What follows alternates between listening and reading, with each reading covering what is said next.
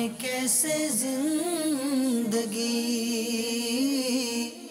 آؤ علماء سے پوچھ لیں، آئے جو مشکل پیش کوئی، آؤ علماء سے پوچھ لیں۔ الحمدللہ رب العالمین والصلاة والسلام علی سید المرسلین، اما بعد فاعوذ باللہ من الشیطان الرجیم، بسم اللہ الرحمن الرحیم۔ الصلاة والسلام علیک یا رسول اللہ، الصلاة والسلام علیک یا حبیب اللہ، الصلاة والسلام علیک یا نبی اللہ، وعلی آلک واصحابک یا نور اللہ۔ پیارے اور محترم اسلامی بھائیوں، دارالفتاح اہل سنت سلسلے میں مرحبا کہتے ہیں۔ انشاءاللہ عز و جل بنیادی عقائد اسلام کا بیان کیا جائے گا، اس کے علاوہ بھی دیگر موضوعات کے اوپر انشاءاللہ عز و جل شرعی رہنمائی لی جائے گی۔ دارالفتاح اہل سنت کے مفتی صاحب ہمارے ساتھ موجود ہیں، حصول برکت کے لیے درود پاک کی فضیلت سنتے ہیں۔ چنانچہ امیر اہل سنت اپنے رسالے ضیاء درود و سلام کے صفحہ نمبر 8 پر حدیث پاک نقل فرماتے ہیں، نبی کریم صلی اللہ تعالی علیہ وآلہ وسلم نے ارشاد فرمایا، قیامت کے روز اللہ عز و جل کے عرش کے سوا کوئی سایہ نہیں ہوگا، 3 شخص اللہ عز و جل کے عرش کے سائے میں ہوں گے۔ عرض کی گئی، یا رسول اللہ صلی اللہ تعالی علیہ وآلہ وسلم، وہ کون لوگ ہوں گے؟ ارشاد فرمایا، وہ شخص جو میری امتی کی پریشانی دور کرے، میری سنت کو زندہ کرنے والا، مجھ پر کثرت سے درود شریف پڑھنے والا۔ صلو علی الحبیب صلی اللہ تعالی علی محمد صلی اللہ تعالی علیہ وآلہ وسلم۔ سب سے پہلے سلسلے کے اندر ایک ویڈیو سوال شامل کرتے ہیں، جی چلائیے۔ میرا نام طلحہ تاری، یو کے شہر برمنگھم اسٹیچفورڈ سے عرض کر رہا ہوں۔ میرا مفتی صاحب سے یہ سوال ہے کہ جنت میں کتنے درجات ہیں اور سب سے اعلیٰ کون سا ہے؟ جواب ارشاد فرما دیجیے، جزاکم اللہ خیرا۔ آمین آمین۔ جنت کے حوالے سے جنت کے درجات کتنے ہیں، اعلیٰ درجہ کون سا ہے، یہ ارشاد فرمائیں۔ رب العالمین والصلاة والسلام علی سید الانبیاء والمرسلین، اما بعد فاعوذ باللہ من الشیطان الرجیم، بسم اللہ الرحمن الرحیم۔ احادیث طیبہ کے اندر جنت کے درجے جو بیان کیے گئے تو فرمایا کہ جنت کے 100 درجے ہیں، اور ہر 2 درجوں کے درمیان اتنا فاصلہ ہے جتنا زمین اور آسمان کے درمیان فاصلہ ہے۔ ٹھیک ہے۔ اور سب سے اعلیٰ جنت یا سب سے اعلیٰ درجہ جنت وہ جنت الفردوس ہے۔ صحیح۔ تو جنت تو ایسا مقام ہے اللہ تبارک و تعالیٰ نے جو نیک بندوں کے لیے بنایا ہے کہ اس کا انسان جو ہے وہ اس کی نعمتوں کا اور اس کے حسن کا انسان تصور بھی نہیں کر سکتا، لیکن سمجھانے کے لیے کہ لوگوں کو اس کی طرف رغبت ہو، زیادہ سے زیادہ جو چیز بیان کی جا سکتی تھی وہ بیان کی گئی، اور انہی میں جیسے یہ بیان کیا گیا کہ 2 درجوں کے درمیان اتنا فاصلہ ہے۔ پھر خود اس درجے کی اپنی وسعت کیا ہوگی، فرمایا کہ اللہ اور اس کا رسول ہی بہتر جانتے ہیں۔ اور پھر جنت کی وسعت کیا ہوگی کہ اس کی وسعت میں تو یہ فرمایا گیا کہ اس کی وسعت میں 7 زمین اور 7 آسمان بھی آ سکتے ہیں، اتنی وسیع جنت ہے۔ تو اعلیٰ درجہ جو جنت کا ہے وہ فردوس ہے، جس کا ہم اللہ تبارک و تعالیٰ کی بارگاہ میں سوال بھی کرتے ہیں کہ اللہ تبارک و تعالیٰ ہمیں جنت الفردوس عطا فرمائے، کہ اسی درجے کے اندر نبی کریم صلی اللہ علیہ وسلم ہوں گے، اسی میں انبیاء ہوں گے، اولیاء ہوں گے۔ تو اللہ تبارک و تعالیٰ ہمیں جنت الفردوس میں نبی کریم صلی اللہ علیہ وسلم کا پڑوس عطا فرمائے۔ آمین آمین۔ جی حضور، ایک اور کال چلائیے۔ میرا نام عرفان اتاری، یو کے شہر برمنگھم سے عرض کر رہا ہوں۔ مفتی صاحب کی بارگاہ میں میرا یہ سوال ہے کہ جنت کے کتنے دروازے ہیں اور ان کے نام کیا ہیں؟ جواب ارشاد فرما دیجئے، جزاک اللہ خیرا۔ آمین آمین۔ جنت کے دروازوں سے متعلق سوال کیا گیا۔ جنت کے 8 دروازے احادیث طیبہ میں بیان کیے گئے، اور پھر ان کے نام بھی بیان کیے گئے۔ بعض احادیث طیبہ میں ان کے کچھ نام بیان ہیں، اور بعض میں کچھ اور بھی نام ذکر کیے گئے ہیں، اور ان کے نام جو جنت کے دروازوں کے ہیں وہ نیکیوں کے ناموں پر ہیں۔ ماشاءاللہ۔ جیسے ایک دروازہ ہے جو کہ باب الصلاۃ کہلاتا ہے، جس سے نمازی داخل ہوں گے۔ سبحان اللہ، سبحان ایک دروازہ ہے جو کہ باب الریان کہلاتا ہے، جس سے روزے دار داخل ہوں گے۔ اسی طرح ایک باب الجہاد ہے، جس سے جہاد کرنے والے داخل ہوں گے۔ اسی طرح باب الصدقہ ہے، جس سے صدقہ کرنے والے داخل ہوں گے۔ ایک ہے کہ باب الامر بالمعروف، کہ جس سے نیکی کا حکم دینے والے، نیکی کی دعوت دینے والے لوگ اس سے داخل ہوں گے۔ اسی طرح فرمایا کہ ایک دروازہ ہے جو کہ کاظمین الغیظ، کہ جو غصہ پینے والے ہیں وہ افراد اس سے داخل جنت ہوں گے۔ لیکن بعض وہ مومنین بھی ہوں گے کہ فرمایا کہ جن کے لیے 8 دروازے کھلے ہوں گے، کہ وہ جس سے چاہیں جو ہے وہ داخل ہوں گے۔ فرمایا کہ کون؟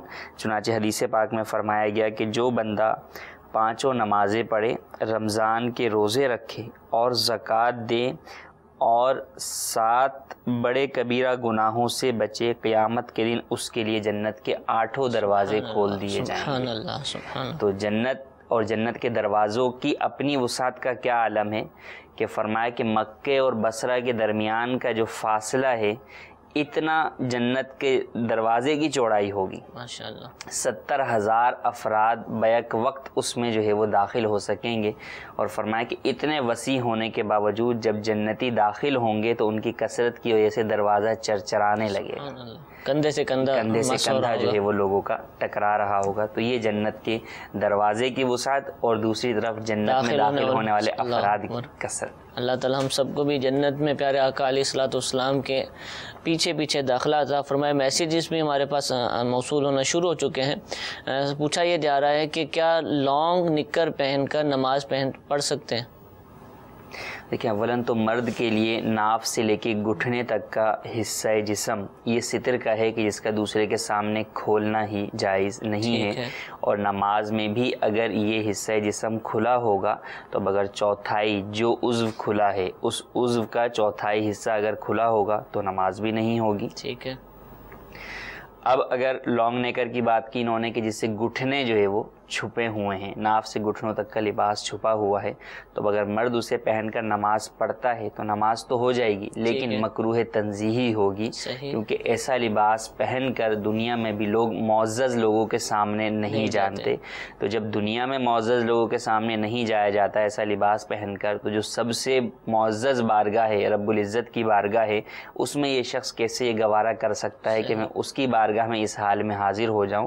تو ایسا ہرگز نہیں کرنا چاہیے۔ اللہ تبارک و تعالیٰ کی بارگاہ میں تو سب سے اچھا لباس پہن کر حاضر ہونا چاہیے۔ ٹھیک ہے، جزاک اللہ۔ جی ایک ویڈیو سوال مزید سلسلے کا حصہ بناتے ہیں، چلائیے۔ میرا نام محمد عبداللہ ہے، میں اٹلی سے عرض کر رہا ہوں۔ میرا ایک سوال تھا، کیا اگر کوئی کلمہ طیبہ پڑھ کر قسم اٹھائے کیا اس کی قسم مانی جائے گی؟ جی حضور۔ جی ہاں، قسم جس طرح الفاظ قسم کے ساتھ ہوتی ہے کہ میں اللہ کی قسم کھاتا ہوں، یا فقط اتنا کہا کہ میں قسم کھاتا ہوں، یوں ہی اگر کسی نے یہ کہا لا الہ الا اللہ میں یہ کام نہیں کروں گا یا یہ میں کام کروں گا، تو بھی قسم ہو جائے گی۔ اور اب اگر اس قسم کو توڑا تو قسم کا کفارہ لازم آئے گا، جو کہ 10 مسکینوں کو 2 وقت کا کھانا کھلانا ہے یا 10 مسکینوں کو کپڑے پہنانا ہے۔ اور اگر مالی اعتبار سے ان دونوں چیزوں پر کسی کی استطاعت نہ ہو تو پھر کفارے کے طور پر اسے 3 روزے مسلسل رکھنے ہوں گے۔ ٹھیک ہے۔ قسم کے حوالے سے مزید معلومات حاصل کرنا چاہیں تو میرے اہل سنت کی کتاب نیکی کی دعوت، اس کے اندر الحمدللہ ایک پورا باب سمجھ لیجیے کہ قسم سے متعلق ہے، اور تفصیل سے اس کے احکام بیان کیے گئے ہیں، اور بڑے آسان فہم انداز کے اندر بیان کیے گئے ہیں، مثالوں سے واضح کیا گیا ہے۔ تو آپ اس کتاب کا ویسے ہی مطالعہ کیجیے، یہ تو ویسے ہی ہمارے مدنی درس کا حصہ ہے، اس سے درس بھی دیا جاتا ہے۔ تو اس کتاب کو اپنی مساجد کے اندر یا اپنے گھروں کے اندر، اپنی دکانوں پر بھی درس کا حصہ بنائیے، انشاءاللہ بے شمار فوائد ہمیں حاصل ہوں گے۔ ایک آڈیو کال اپنے سلسلے میں شامل کرتے ہیں، جی چلائیے۔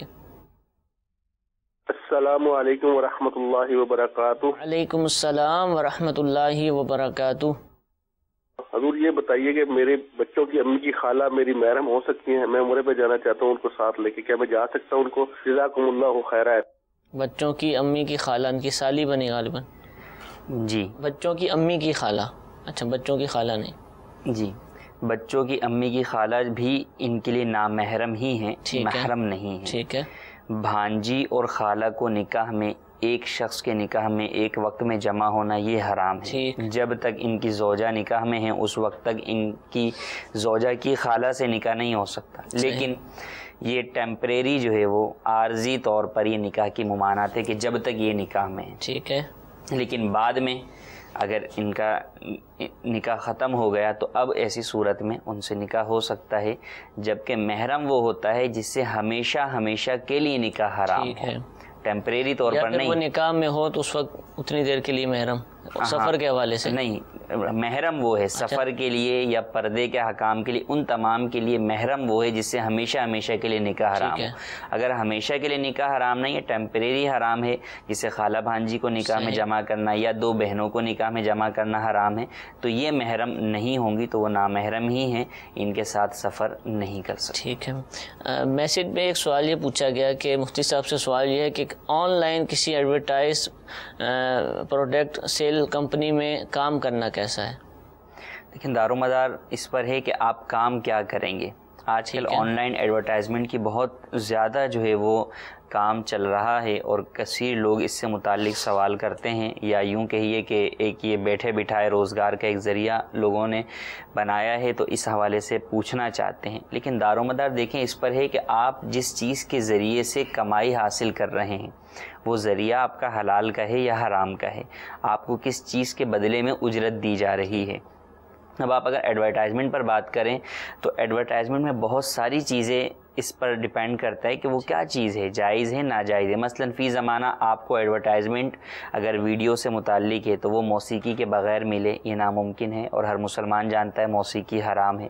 یوں ہی خواتین، بے پردہ خواتین کی تصویروں کے بغیر ملے تو وہ بھی ناجائز ہے، اس کی بھی اجازت نہیں ہے۔ اچھا، پھر یہ تو اس سے متعلق ہے۔ اب آگے اگر آپ اس پروڈکٹ کی طرف چلے جائیں کہ وہ پروڈکٹ بھی جائز ہے یا ناجائز ہے، مثلا اگر الکوہل کی جو ہے وہ پروڈکٹ ہے کہ اس کا بیچنا خریدنا حرام ہے، وائن ہے یا دیگر چیزیں ہیں، یا کوئی ایسی چیز ہے جس کے اندر کوئی حرام اجزاء شامل ہیں یہ معلوم ہے، تو اب اس کا خریدنا بیچنا بھی جائز نہیں ہے۔ تو جب اس چیز کا خریدنا بیچنا استعمال کرنا جائز نہیں ہوگا تو اس کی ایڈورٹائزمنٹ بھی جائز نہیں ہوگی، اور آپ ایڈورٹائز کریں گے تو آپ بھی گناہ گار ہوں گے، کیونکہ آپ گناہ کی طرف بلا رہے ہیں۔ حالانکہ مسلمان کا یہ کام نہیں کہ وہ دوسرے کو گناہ کی طرف بلائے، بلکہ وہ تو نیکی کی طرف بلاتا ہے، جیسے اللہ نے قرآن میں ارشاد فرمایا وَتَعَاوَنُوا عَلَى الْبِرِّ وَالتَّقْوَىٰ وَلَا تَعَاوَنُوا عَلَى الْإِثْمِ وَالْعُدْوَانِ، کہ بھلائی اور تقوی کے کام پر تو ایک دوسرے کی مدد کرو، لیکن ظلم اور زیادتی اور گناہ کے کاموں پر ایک دوسرے کی مدد نہ کرو۔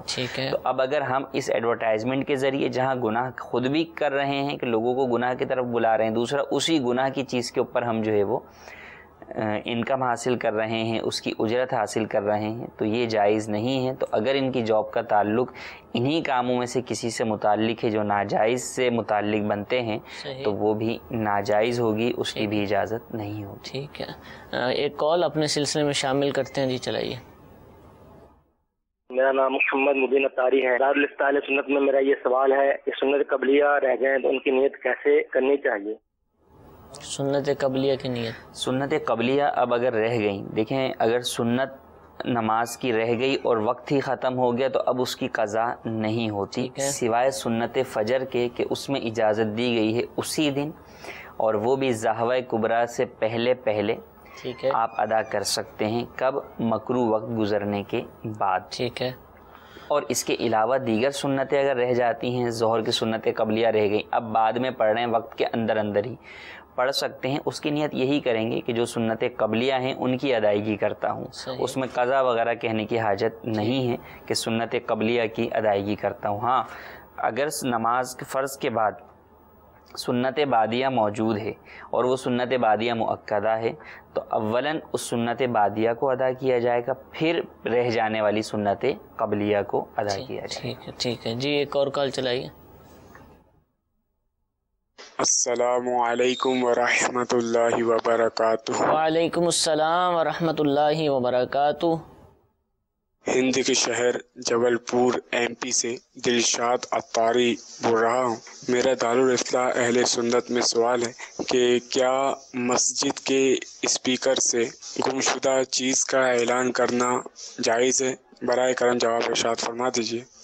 بچوں کا اعلان اور اس طرح کی چیزوں کا اعلان۔ دیکھیں مسجد سے اعلان، اولاً تو بعض جگہوں پر مساجد میں مائک وغیرہ مسجد میں ہی رکھا ہوتا ہے، مسجد کے اندر عین مسجد میں ہی اذان بھی دی جاتی ہے، تو عین مسجد میں اذان کی بھی اجازت نہیں ہے کہ مکروہ ہے، اور اعلان کی بھی اجازت نہیں ہے۔ مسجد سے اذان نہیں ہوگی؟ ہاں، یعنی عین مسجد سے نہیں ہوگی، مسجد کا احاطہ ہوتا ہے۔ اب مسجد کا احاطے میں پورا حصہ مسجد ہو، نماز پڑھنے کی جگہ ہو، ایسا نہیں، آپ بھی جانتے ہیں کہ اس میں کچھ حصہ تو وضو خانہ ہوتا ہے، استنجا خانہ ہوتا ہے، کچھ خالی جگہ ہوتی ہے، جنازے کی جگہ ہوتی ہے، تو فنائے مسجد سے اذان دینے کا حکم ہے۔ ٹھیک ہے، یعنی مسجد سے خارج اذان ہو، مسجد میں اذان دینا منع ہے۔ تو جب اذان دینا منع ہے تو دیگر اعلانات کی بھی مسجد سے اجازت نہیں ہے۔ ٹھیک ہے، اور پھر اگر باہر سے بھی دیا گیا تو اب اس کا استعمال کس طور پر ہو رہا ہے؟ ٹھیک ہے، کہ چندہ دینے والوں کی طرف سے بھی اس بات کی اجازت ہے کہ اس چیز سے ان کا اعلان کیا جائے یا نہ کیا جائے، تو اس پر دار و مدار ہے، اور اس کا بھی ایک بہت اہم عمل دخل ہے۔ اگر اعلانات جو ہے وہ بعض لوگ اپنے کاروبار کے کروا رہے ہیں یا اور دیگر ایسی چیزوں کے جس کا عرفی نہیں ہے، تو اس کی تو ہرگز اجازت نہیں ہے۔ اور اس کے علاوہ میں بھی اس بات کی کوشش کی جائے کہ علیحدہ سے ہی کوئی انتظام بنایا جائے اعلانات کا۔ ٹھیک ہے، تو مسجد کے اگر اجازت ہے بھی تو مسجد کے احاطے میں یا مسجد کے باہر جو کمرہ اذان کے لیے جو خاص مسجد سے ہٹ کر، نماز کی جگہ نہیں سے ہٹ کر فنائے مسجد میں ہے، وہیں سے اعلان ہو سکتا ہے۔ ٹھیک ہے، جزاک اللہ۔ جی ایک اور کال چلائیے۔ یہ سوال پوچھنا چاہتا ہوں، میں نے یہ سنا تھا کہ جو رزق کا حلال کمایا جاتا ہے اس میں ایک ذرہ برابر بھی مکس کیا جائے تو وہ بھی حرام ہو جاتا ہے، اس کے بارے میں مجھے تفصیل بتا دیں۔ مکس کیا جائے تو ہونا ہی نہیں چاہیے، مکس تو کرنا ہی نہیں ہے، اب مکس ہو جائے کسی وجہ سے تو اب کیا حکم ہے؟ آپ یہ ارشاد فرمائیں۔ حرام کا تو ایک لقمہ بھی انسان کے اگر جسم میں داخل ہوتا ہے تو وہ انسان کی عبادات کی قبولیت میں رکاوٹ بنتا ہے۔ ٹھیک ہے، اور حرام سے جو جسم پرورش پائے اس کے لیے فرمایا کہ جہنم کا ہی وہ حقدار ہے۔ تو کیا جاتا ہے، کرنا تو ہرگز نہیں چاہیے۔ اگر ہو گیا ہے تو اب جو اس کا شرعی حکم ہے اس پر عمل کرنا ضروری ہے کہ اس کو عمل کر کے اپنے مال کو پاک کیا جائے۔ مثلا حرام مال آپ کے مال میں آ گیا تو اب کیا کرنا ہے؟ جیسے کسی نے اگر سود کا پیسہ حاصل کر لیا لا علمی میں یا اور کسی غفلت کی وجہ سے، اب کرنا کیا ہے؟ اب پاک کرنا ہے اپنے مال کو۔ اب پاک لوگ یہ کہتے ہیں جناب ہم زکوٰۃ دے رہے ہیں، مال پاک ہو رہا ہے۔ یقیناً زکوٰۃ مال کو پاک کرنے والا ہے، لیکن زکوٰۃ اس مال کے میل کو پاک کرنے والا ہے جو حلال طریقے سے حاصل ہوا، کیونکہ وہ تو 2.5% ادا کیا جاتا ہے۔ جو حرام مال ہے، ناپاک ہے، وہ تو ٹوٹل ہی ناپاک ہے، اس ٹوٹل کو ہی نکالنا ضروری ہے۔ تو جہاں پر جس سے لیا ہے اسے دینا ضروری ہے، وہاں پر آپ اس کو دے کر توبہ بھی کریں گے، یوں آپ کا مال پاک ہوگا۔ اور جہاں پر صدقے کی اجازت ہے وہاں پر آپ صدقہ کر کے اللہ کی بارگاہ میں توبہ کریں گے تاکہ آپ کا مال پاک ہو جائے۔ اب اگر مکس ہو گیا، اسے جو ہے وہ کھا لیا بعین ہی، وہی حرام چیز جو ہے وہ نہیں کھائی، تو ایسی صورت میں کھانے والی چیز پر حرمت کا حکم نہیں ہوگا کہ مثال کے طور پہ کسی نے پیسے جو ہے وہ حرام چیز میں جو ہے وہ ملے، اس کو پیسے ملے کسی حرام طریقے سے، اور اب اگر اس نے کوئی اس سے سامان خرید لیا تو فی زمانہ ہمارے ہاں جس طرح خریداری ہوتی ہے اس میں ایک فقہ کی اصطلاح ہے عقد و نقد کا جمع ہونا، وہ نہیں پائی جاتی۔ تو اس لیے اس چیز میں حرمت سرایت نہیں کرے گی اور وہ چیز کھانا جائز رہے گا، لیکن اس کے باوجود توبہ اور جو حرام مال آیا ہے اس کو اپنی ملک سے نکالنے کا جو شرعی طریقہ ہے وہ معلوم کر کے اس پر عمل کرنا اور اس گناہ سے توبہ کرنا یہ ضروری ہے۔ یعنی ہم یوں کہیں گے کہ مذمت کریں گے کہ یہ مال حرام میں سے بھی کھاتا ہے۔ اور پھر یہ کہ دیکھیں اس کھانے سے متعلق حکم کا ہونا ایک علیحدہ بات ہے، اس حرام کی وجہ سے آپ کے مال حلال کو جو نقصان پہنچے گا، ایک تو اخروی نقصان علیحدہ ہے، دنیاوی نقصان یہ پہنچے گا کہ وہ حرام آپ کے حلال کو تباہ کرنے کی طرف لے کے جائے گا، ضائع کرنے کی طرف لے جائے گا اور بے برکتی کی طرف لے کے جائے گا۔ ٹھیک ہے جی، ایک اور ویڈیو سوال چلائیے۔ میرا نام ظہیر ہے، میں برمنگھم سے ہوں۔ میرا سوال مفتی صاحب سے ہے، کیا جن بھی جنت میں جائیں گے؟ جن بھی جنت میں جائیں گے؟ جو نیک مومن جنات ہوں گے ان کے بارے میں یہ فرمایا کہ جنت کے قریب ارد گرد جو ہے وہ ان کے مکانات ہوں گے، وہ اس میں رہیں گے اور جنت میں سیر کے لیے آیا کریں گے، لیکن وہ رہیں گے جنت سے باہر مکانات میں۔ اور اسی کا جواب دیتے ہوئے امام اہل سنت نے ارشاد فرمایا کہ جنت حضرت آدم علیہ السلام کی جاگیر ہے، تو اس میں انسان ہی مومن لوگ ہی جنت میں جائیں گے۔ ٹھیک ہے جی، ایک آڈیو سوال چلائیے۔ السلام علیکم ورحمۃ اللہ وبرکاتہ۔ وعلیکم السلام ورحمۃ اللہ وبرکاتہ۔ میرا نام رضوان ہے، میں دبئی سے کال کر رہا ہوں۔ مجھے پوچھنا یہ تھا کہ سوال میرا یہ ہے کہ وہ داڑھی شریف آج کل کے سین میں جیسے لوگ ہاتھ رکھتے ہیں، وہ چیز میں نے مدینے میں جب عمرہ کیا تھا تو اس کے بعد میں نے نیت کی داڑھی رکھوں گا، مطلب میں نے ابھی تک خط ہی رکھا ہوا ہے، تو اگر اس میں بھی جب میں شیو وغیرہ کرتا ہوں تو کبھی خط کبھی کہاں مطلب جیسے آج کل کے جو چھوٹے موٹے کھاتے ہیں، لیکن مکمل داڑھی نہیں رکھ سکتے جو سنت کا طریقہ ہے۔ میرا پوچھنا یہ ہے کہ کیا مجھے واپس کریم چیپ کر دینی چاہیے یا جو میرا خط ہے اس کو مطلب مینٹین کیا جائے یا داڑھی شریف کو بڑھا دیا جائے؟ اگر نہیں بڑھا سکتا تو پھر کیا اس کو ختم کر دیا جائے یا رکھ دیا جائے؟ جی دیکھیں، اولاً تو داڑھی سے متعلق یہ بات جاننا ضروری ہے کہ داڑھی کی شرعی حیثیت کیا ہے۔ ٹھیک ہے، داڑھی رکھنا سنت بھی ہے کہ نبی کریم صلی اللہ علیہ وسلم سے ثابت ہے، اور اس کا عمل، اس کا جو شرعی حکم بنتا ہے وہ فقہ حنفی میں واجب کا درجہ ہے، اور واجب کا ترک کرنا یہ گناہ ہوتا ہے۔ اور داڑھی کتنی رکھنا واجب ہے؟ یہ ایک مٹھی داڑھی رکھنا یہ واجب ہے۔ ٹھیک ہے، تو اب ماشاءاللہ انہوں نے عمرہ کیا، اس سے یہ توفیق ملی کہ جناب داڑھی رکھنی چاہیے۔ تو اب داڑھی رکھنی کس لیے چاہیے؟ ایک تو یہ ہے کہ جناب عمرہ کر کے آ گیا ہوں، لوگ جو ہے وہ کہیں گے کہ حاجی حج کر کے آ گئے، لوگ کہتے ہیں حاجی ہو گئے اور داڑھی نہیں رکھی۔ دیکھیں، یوں داڑھی اس نیت سے نہیں، داڑھی تو اس لیے ہم رکھیں گے کہ میرے نبی کی سنت ہے، سبحان اللہ، میرے پر شرعاً واجب ہے، میرے اسلام نے مجھے حکم دیا ہے، تو اب جو حکم دیا ہے اس کے مطابق ہی رکھیں گے۔ اگر ہم حکم کے اوپر عمل بھی کریں لیکن اس میں کوتاہی کریں تو بھی ہم گناہ گار ہو رہے ہیں۔ تو داڑھی ایک مٹھی ہی رکھیں، اس وجہ سے داڑھی کٹوائیں نہیں کہ میں ایک مٹھی نہیں رکھ سکتا تو میں جو ہے وہ کٹوا دوں۔ دیکھیں، انسان اگر جو ہے وہ کوئی چیز جو ہے وہ اس کے لیے فائدے مند ہے تو اب کسی اور نقصان کی وجہ سے یا کسی اور سائیڈ ایفیکٹ کی وجہ سے اس چیز کو ترک نہیں کرتا، سائیڈ ایفیکٹ کو دور کرتا ہے۔ تو لوگ اگر برا مناتے ہیں یا لوگ مذاق کرتے ہیں، ان کے مذاق کو چھوڑیں، آپ ان کی باتیں بنانے کو چھوڑیں، اپنے عمل کی طرف آئیں کہ کل قیامت میں آپ کو اللہ تبارک و تعالیٰ کو جواب دینا ہوگا۔ صحیح، کل قیامت کے اندر اپنا یہ چہرہ لے کر بارگاہ رسالت میں حاضر ہونا ہوگا۔ کل قبر کے اندر نبی کریم صلی اللہ علیہ وسلم کی جب زیارت ہوگی تو میں کس جو ہے وہ نیت کے ساتھ اور کس دعوے عشق کے ساتھ میں حضور کی بارگاہ میں حاضر ہوں گا کہ حضور علیہ الصلوۃ والسلام نے اگر فرما دیا کہ ایک چھوٹی سی میری سنت پر تو تم سے عمل ہوتا نہیں تھا اور دعوے عشق کا کرتے ہو، میری محبت کا دعویٰ کرتے ہو، حالانکہ فرمایا کہ تم میں سے کوئی بھی اس وقت تک کامل مومن نہیں ہو سکتا جب تک کہ میں اسے اس کی جان سے، مال سے، اولاد سے، حتیٰ کہ تمام لوگوں سے زیادہ محبوب نہ ہو جاؤں۔ تو حضور کی محبت کا تو تقاضا یہ ہے کہ ہم سب سے زیادہ جب حضور سے بڑھ کر محبت کریں گے تو حضور کے ہر سنت پر عمل کریں گے۔ تو داڑھی جو سنت کے مطابق ہے وہی رکھیں۔ جو فی زمانہ آج کل چھوٹی فرینچ داڑھیاں اور یہ لگی کا انداز چل نکلا ہے، یہ تو بہت ساری صورتوں کے اندر داڑھی کے مذاق کسی صورت بن جاتی ہے، جس سے بچنا مسلمان کے لیے ضروری ہے۔ حکم شریعت پر عمل کرتے ہوئے ایک مٹھی داڑھی رکھنے کی نیت کر لیں اور ایک مٹھی ہی داڑھی مکمل طور پر بڑھائیں۔ ٹھیک ہے، عجیب و غریب صورتحال ہوتی ہے، چہرے کی شکل دیکھ کر بھی، یعنی اب جو ایسا کرتے ہیں وہ خود بھی سمجھتے ہیں کہ یہ جو داڑھی ہم نے رکھی ہوئی ہے یہ نبی کریم علیہ السلام کا طریقہ یوں نہیں ہو سکتا، عجیب و غریب انداز سے رکھتے بھی اس نیت سے نہیں ہے کہ ہم سنت پر عمل کر رہے ہیں، بلکہ ایک فیشن ہوتا ہے، جب وہ فیشن چل رہا ہوتا ہے اس وقت رکھ لیتے ہیں، جب وہ فیشن ختم ہو جاتا ہے پھر اسے جو اچھا پھر علاقوں کے اعتبار سے رکھتے ہیں کہ مثلا عرب کنٹریز کے اندر اگر جاب کر رہے ہیں تو وہاں پر جناب چونکہ دوسرے لوگ رکھتے ہیں تو وہاں پہ رکھ لی، جب اپنے ملک آئے تو پھر منڈوا دی۔ تو کوئی بھی عبادت یا کوئی بھی عمل جب آپ کریں اللہ کی رضا کے لیے کریں گے تو ہی ثواب ملے گا اور کل قیامت میں اسے اپنے نامہ اعمال میں پائیں گے۔ لوگوں کے دکھاوے کے لیے کریں گے تو اللہ تبارک و تعالیٰ ایسو سے فرمائے گا کہ جن کے لیے عمل کیا تھا جا کے اس کا ثواب انہی سے مانگو، میرے لیے تو عمل نہیں کیا تم نے۔ تو ہم مسلمان کو ہر عمل خالص اللہ تبارک و تعالیٰ کی رضا کے لیے کرنا چاہیے اور بالکل سنت کے مطابق ہی عمل ہونا چاہیے۔ داڑھی رکھ رہے ہیں تو سنت ہی کی نیت سے رکھنی چاہیے اور رکھنی ہی چاہیے۔ حکم شریعت مفتی صاحب نے بیان فرما دیا تو لازم داڑھی رکھے اور طریقہ کار کے مطابق رکھیں. اللہ تعالیٰ عمل کی توفیق عطا فرمائے. ایک اور سوال سلسلے میں شامل کرتے ہیں. جی چلائیے. السلام علیکم. وعلیکم السلام ورحمۃ اللہ وبرکاتہ.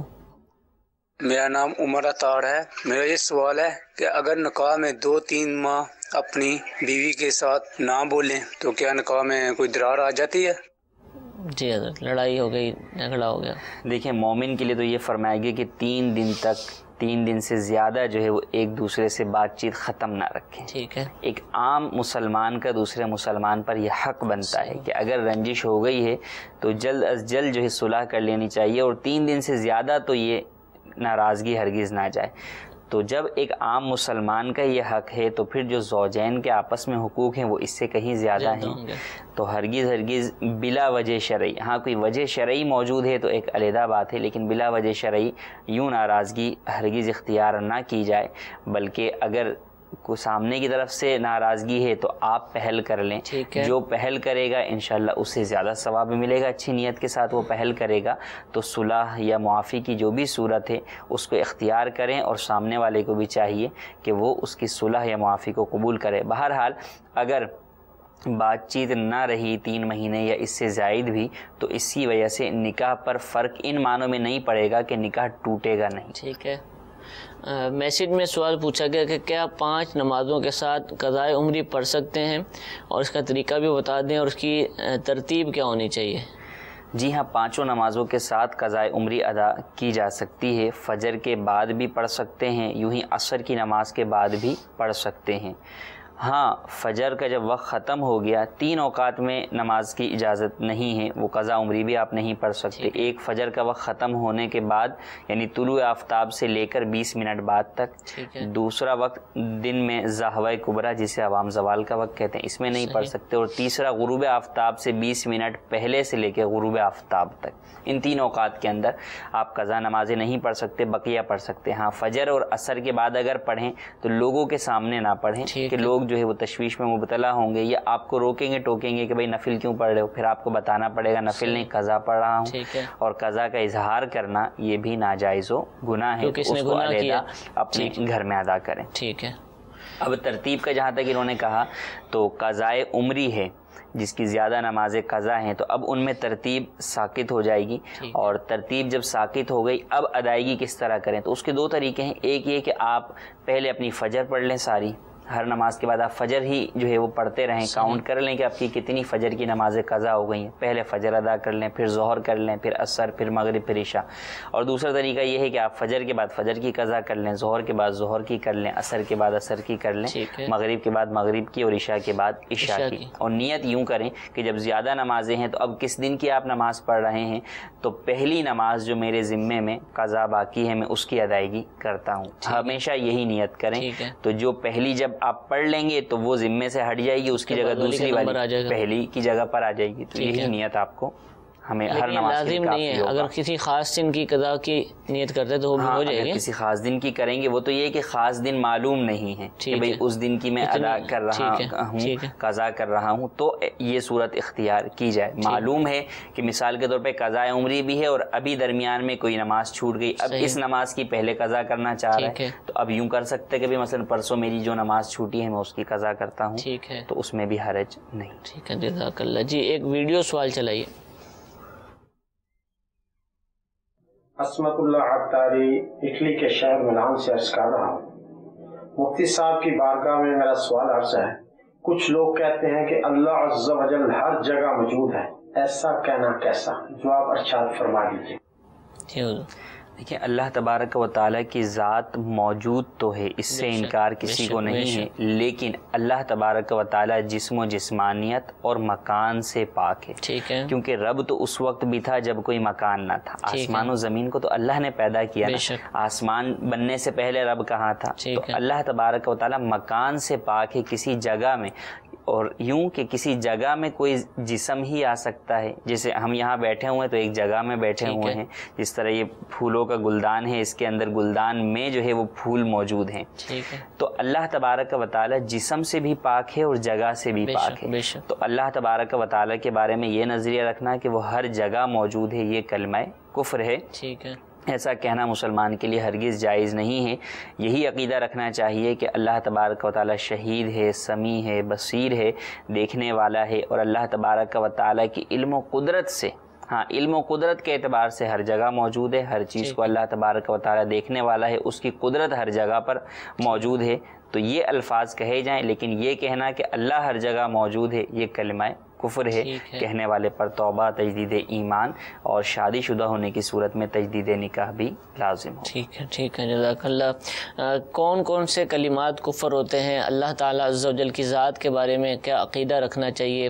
کس طرح کی باتوں سے بچنا چاہیے؟ انبیاء کرام علیہم الصلاۃ والسلام کے حوالے سے کیا معلومات ہونی چاہیے؟ اللہ تعالیٰ نے جو کتابیں نازل فرمائی اپنے انبیاء پر، ان کے حوالے سے کیا عقیدہ ہونا چاہیے؟ اس طرح کی بہت ساری باتیں، بہت ضروری باتیں کہ جو مسلمان پر جاننا، ان کا سیکھنا لازم ہے، ضروری ہے۔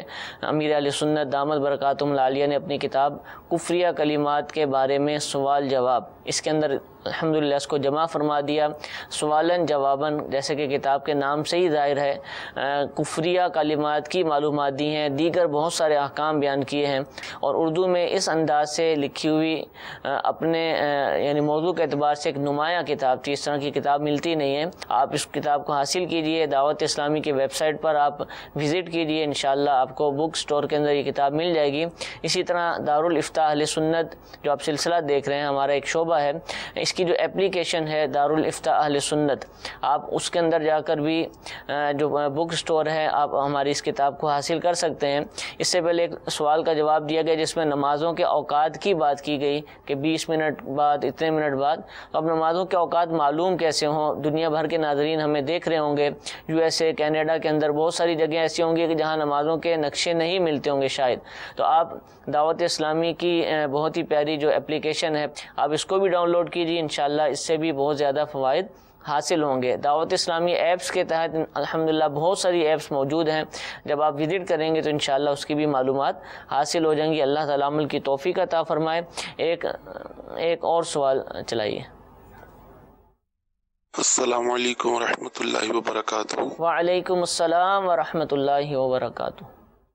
دارالفتاء اہل سنت کی بارگاہ میں عرض ہے کہ مفتی صاحب یہ بتائیے کہ آپ کا موضوع چل رہا ہے اسلام کے بنیادی عقائد، تو اکثر جب لوگوں سے گفتگو کی جائے عقائد کے اوپر یا اس طرح تو کہتے ہیں کہ اتنی سختی نہیں ہے جتنی بنا دی گئی ہے، اس طرح کے ورڈز یوز ہوتے ہیں، اور کئی بحث و مباحثہ میں کم پڑھے لکھے یا زیادہ پڑھے لکھے یا درمیانے بڑی عجیب سی گفتگو ہو جایا کرتی ہے، تو ایسی سچویشن میں گفتگو روک دینی چاہیے یا لوگوں کو ایکسپلینیشنز دینی چاہیے؟ کیا اس میں صورتحال ہونی چاہیے؟ اس پر مدنی پھول ارشاد فرمائیے۔